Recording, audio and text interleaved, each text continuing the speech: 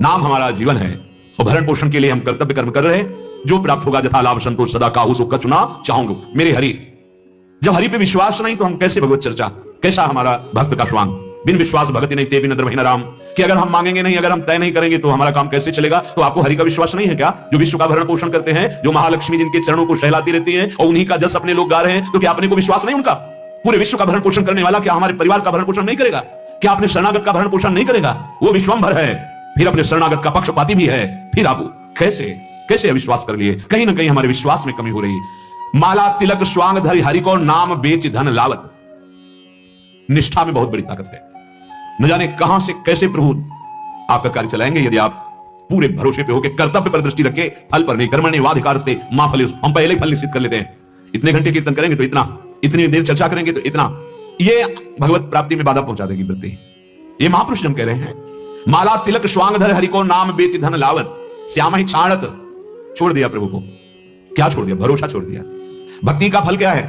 दृढ़ भरोसा। अंतिम में सूरदास जी से पूछा, आपने बहुत लाखों पद गए लेकिन किसी में अपने गुरुदेव का यश नहीं गाया। आप लालजू और प्रियाजू इन्हीं की चर्चा की है। अगर कुछ पद गुरुदेव के लिए गाते तो उन्होंने कहा आज तक हमने गुरुदेव और प्रिया प्रीतम को दो माना ही नहीं। प्रिया प्रीतम गुरुदेव, गुरुदेव प्रिया प्रीतम। तब उन्होंने कहा एक ही जाए, इच्छा है हम लोग। तो बोले प्रीति भरोसो दृढ़ इन चरणन केरो, श्री वल्लभ नक चंद्र छटाविनु सब जग माहि अंधेरो। भरोसो संपूर्ण जीवन का फल क्या है? गुरुदेव की नख चंद्रमणि की उस प्रकाशमयी वृत्ति का दृढ़ भरोसा, जिसमें प्रिया प्रीतम को देखा, उनकी लीला का गायन किया। भरोसा प्रकट होता है। जितना दृढ़ भरोसा उतना ही महान प्रेम का प्रादुर्भाव। हमारा भरोसा ही लूट लिया जगत ने। अगर किसी व्यक्ति पे भरोसा, किसी वस्तु का भरोसा, किसी क्रिया का भरोसा, अपनी बुद्धि का भरोसा, अपनी चेष्टा का भरोसा नहीं, भरोसा हरि का भरपूर, प्रमाद नहीं करना, पूरे कर्तव्य का सांगोपांग पालन करना, फल तो तुम्हारे चरण चूमेगा। प्रमाद नहीं, कामना नहीं। कहां से कैसे हरि कैसे शरणागत का निर्वाह उनका करने का विषय है। सुदामा जी का वेश गृहस्थ का, पत्नी और पुत्र। और भगवान ब्रह्मा जी शंकर जी जब मिलने जाते थे तो वहां रुक्मिणी जी की महल की डेवड़ी पे इंतजार करते थे। प्रभु आते थे, फिर मिलते या बुलाते थे। लेकिन सुदामा नाम सुनते ही बावरे होकर प्रभु दौड़ पड़े। जैसे वो प्रीति में समर्पित, ऐसे ये प्रीति, ये यथामाम प्रपद्यन्ते। नहीं कहा जा सकता कि प्रभु गृहस्थ का निर्वाह ऐसे कैसे करेंगे जैसे संतों का करते। नहीं, जैसी द्वारिकापुरी वैसी सुदामापुरी। विश्वास, हमारा विश्वास करो। हम ये नहीं कहते कि आप हाथ में हाथ रख के बैठ जाओ, इतनी क्षमता ही नहीं। आप अपने कर्तव्य का पालन करो, भरोसा दृढ़ हरि का रखो। श्यामा ही छाणत, प्रभु को छोड़ दिया। प्रभु का हम यश गा रहे हैं, प्रभु का नाम जब करें, भरोसा हमें धन का है, भरोसा हमें इस व्यक्ति का है सामने वाले। श्यामा ही छाणत, ये बड़ा सूक्ष्म विषय है। अगर हम प्रभु का भरोसा रखते हैं तो फिर मंगो भलो न बाप सो, जो प्रभु राखे टेक। कहावे मोर दासा, करे नरन की आशा, तो कहो कहां रहा विश्वासा। हे सर्व सच्चिदानंद प्रभु एक झटके में आएंगे और जीवन की ऊंचाई आपके हृदय में, लौकिक और पारलौकिक दोनों बस निष्ठा में परिपक्व हो जाओ। नरसिंह मेहता जी के यहाँ जो भात का प्रसंग आता है, बहुत सब सुने, पर विश्वास दृढ़ हो रहा है क्या? नरसिंह मेहता जी के बेटे का ब्याह था। प्रभु ने कहा चलो, क्योंकि समधी वाला कार्य तो आप ही करोगे, हमारी रुचि नहीं रह गई, हम यही आपके समीप बैठे कीर्तन करेंगे, आपको जो करना। प्रभु कह रहे चले चलो, सब हम निर्वाह करेंगे, तुम छाती मिला देना समधी से, ये काम तुम कर देना। वो कैसा मना रहे हैं, नरसिंह जी को मना रहे हैं प्रभु। नरसिंह जी ऐसे उदासीन बैठे हुए, ये पुत्र आपका है, परिवार आपका, ये जीवन आपका, आप देखो दौड़े घूम रहे भगवान। पांडवों ने भार समर्पित कर दिया, चैन से सो रहे चिंतित भगवान। ये भार समर्पित कर दो। मामे वे प्रपद्यन्ते माया में था, काहे को बोझा लादे हो, मैं मेरा तू तेरा। पर ये समझ में आ जाए ना, विश्वास हो जाए ना। आप ये समझो, अगर विश्वास दृढ़ हो जाए तो भंवर में नैया फंसी है, अब लगा कि बस डूब ही जाएगी, तो भंवर ही सूख जाएगी। वो है हमारे प्रभु, भंवर ही सूख जाएगी, पर विश्वास की कमी है। अब इष्ट कामनाओं की पूर्ति करने वाले ये कामधेनु है प्रभु के चरणारविंद, पर परिचय सुन लिए, हृदय में विश्वास पूर्वक धारण नहीं किया, इसीलिए नहीं हो पा रहा। हरवे होत तूल तरण हूते पर घर गए न भावत। तुम्हें लज्जा नहीं लगती बादशाह के दास होकर, अखिल ब्रह्मांडों के स्वामी के, और तुम कुछ चंद सुखों के लिए भटक रहे हो? ये आचार्य हैं, आचार्य आचरण करते हैं और वचन से हमें डांट कर सुधारते हैं। ये आचार्य वाणी है। हरिराम व्यास जी कह रहे हैं, इतने हल्के हो गए कि थोड़े से विषय के लिए घर घर भटकना, याचना करना। तुम्हें अपने विश्वंभर भगवान हरि पर विश्वास नहीं? माला स्वांग तिलक धर हरि को, दासत्व अनंत कोटि ब्रह्मांडों के बादशाह का, और तुम्हें विश्वास नहीं, तुम्हें धैर्य नहीं, तुम इतने हल्के हो गए। बहुत सावधानी की बात है। हमारा जीवन अभी प्रकाशित हो जाए यदि भरोसा दृढ़ हो जाए। प्रभु ये माया भरोसा नहीं होने देती, और भक्ति का फल है भरोसा।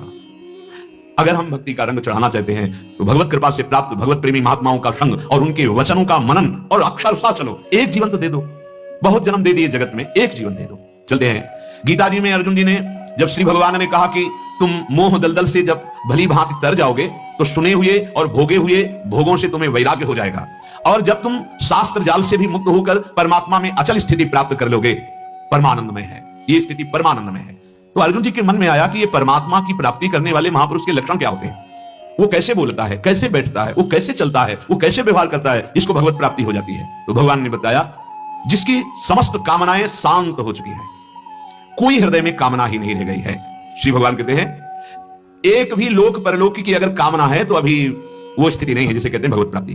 प्रजहात यदा कामान सर्वान पार्थ मनोगतान आत्मन्येवात्मना तुष्टा स्थित प्रज्ञ तदुच्यते। हे प्रथानंदन अर्जुन, जिस काल में साधक के मन में आई हुई संपूर्ण कामनाओं का भली भांति त्याग हो जाता है, कोई कामना नहीं रह गई और वो अपने आत्मस्वरूप में अपने इष्ट में ही संतुष्ट रहता है, उस काल में वो सिद्ध महापुरुष कहा जाता है, स्थिर बुद्धि कहा जाता है। अब वो बोलता कैसे, इसकी व्याख्या हो चुकी। श्री भगवान ने कहा, वो जो सिद्ध महापुरुष होता है उसके हृदय में कभी दुख नहीं होता। पूछा था बोलता कैसे, तो हृदय की स्थिति के अनुसार ही वाणी निकलती। चाहे जितनी विपरीतता आ जाए, प्रतिकूलता आ जाए, अपमान हो जाए, निंदा हो जाए, उसके हृदय में दुख का प्रवेश नहीं होगा। जो सिद्ध महापुरुष है, जो भगवत प्राप्त है, जो स्थित प्रज्ञ है, बड़े से बड़ा दुख उसे दुख नहीं पैदा कर सकता हृदय में। और सुखेशु विगत स्पृहा, बड़े से बड़ा सुख, पदवी, अनुकूलता, सम्मान या बड़े से बड़ा सुख, वो उनके हृदय में हर्ष नहीं पैदा कर सकता कि हमारे बड़े भाग्य, हमें अमुक पदवी मिल गई या अमुक संपत्ति मिल गई या अमुक यश कीर्ति मिल गई। वीत राग भय क्रोधा, उन महापुरुष का राग भय क्रोध ये बीत गया है। बीत अर्थात सर्वथा रहित हो गया है। ना हृदय में कोई राग है, ना हृदय में भय है और ना क्रोध है। कल इसकी व्याख्या हुई थी। ऐसा वो महात्मा मननशील जो निरंतर भगवत चिंतन परायण, वो स्थित प्रज्ञ कहा जाता है।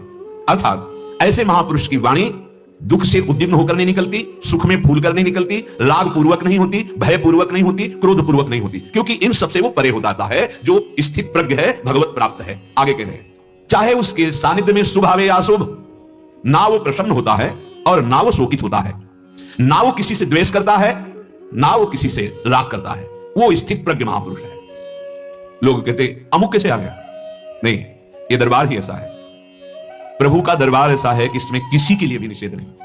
कोई भी जो नर होए चराचर द्रोही, आवे सभे शरण तक मोही, चराचर का दुश्मन हो और वो भी आ जाए प्रभु के दरबार में तो उसका स्वागत है। आओ सुनो और असत बुद्धि का त्याग करके भगवत मार्ग में चलो।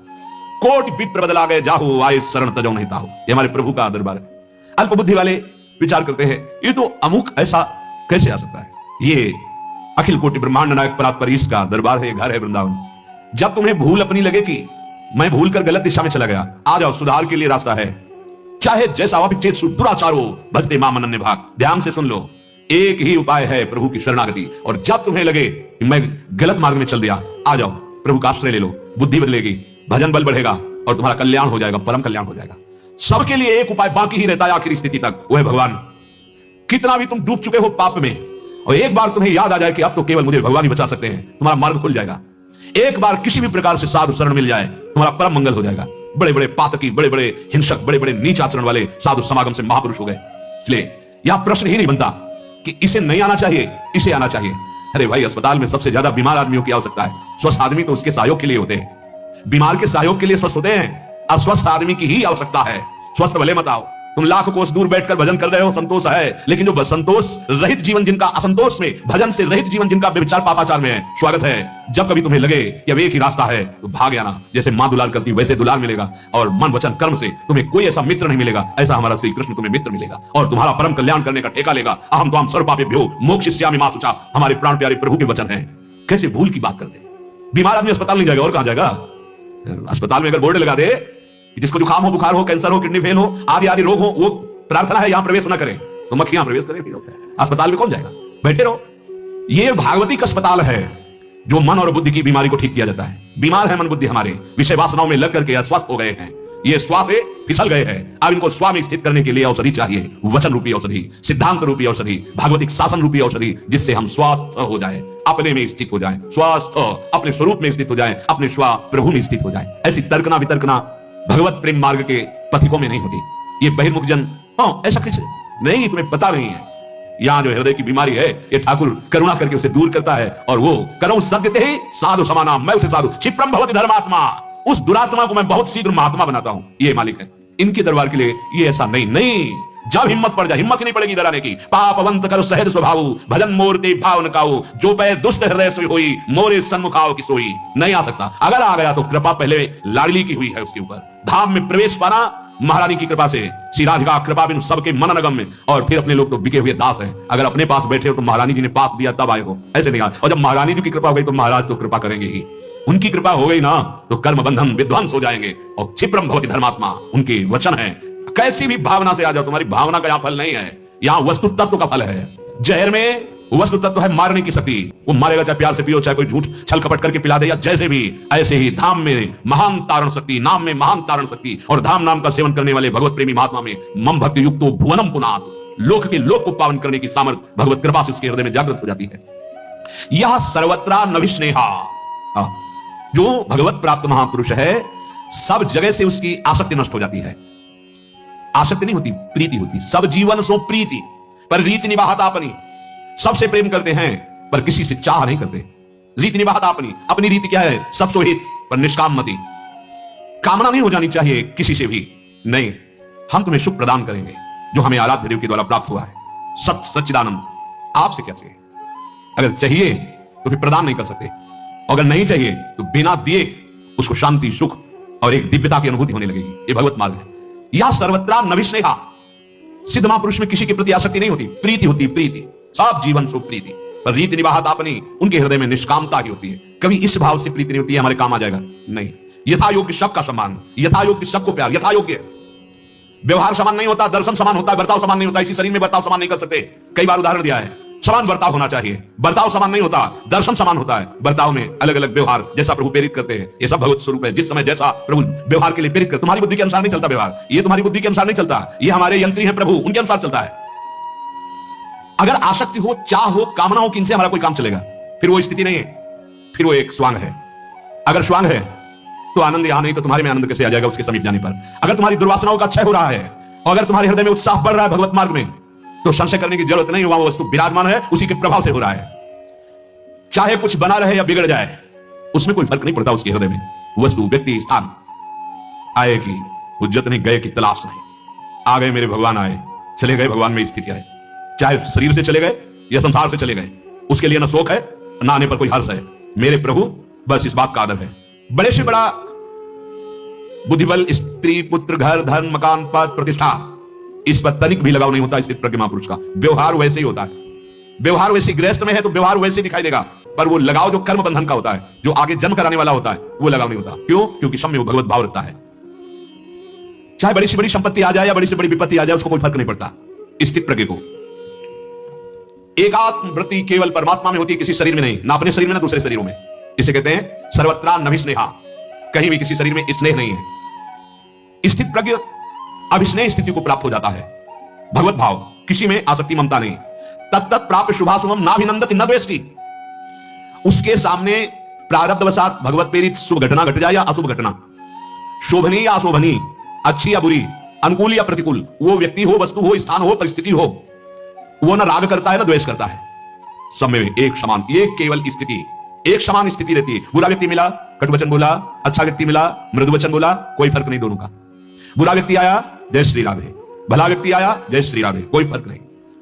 अब स्थिति तुम्हारी त्रिगुण माया में है तो तुम्हारा दर्शन त्रिगुणात्मिका वृत्ति के द्वारा ही तो होगा। जो वृत्ति है वही दर्शन कराती। जाकी रही भावना जैसी प्रभु मुहूर्त देखी तीन तैसी। वो अनुकूल व्यक्ति वस्तु स्थान में राग नहीं करता, प्रतिकूल वस्तु व्यक्ति स्थान में द्वेष नहीं करता। तत्त प्राप्त शुभाशुभम नाभिनंदति न द्वेष्टि। जैसे अनुकूल व्यक्ति मिले, अनुकूल परिस्थिति मिले, मान सम्मान मिले तो एक प्रसन्नता जैसी होती है, फूलन जैसी होती है, वो नहीं होती जो स्थित प्रज्ञ पुरुष होता है। हे प्रिया प्रीतम, मैं आपका दास, आप हमारे स्वामी, ऐसी ठसक नहीं आई, दूसरों के प्रति सुख देने की दयावृत्ति नहीं आई, अपने में दैन्यता नहीं आई, तो भगवत साक्षात्कार नहीं होगा। कहने व्यास भक्ति का जो फल है दया, दीनता, दास भाव, इसके बिना भगवत साक्षात्कार नहीं होता।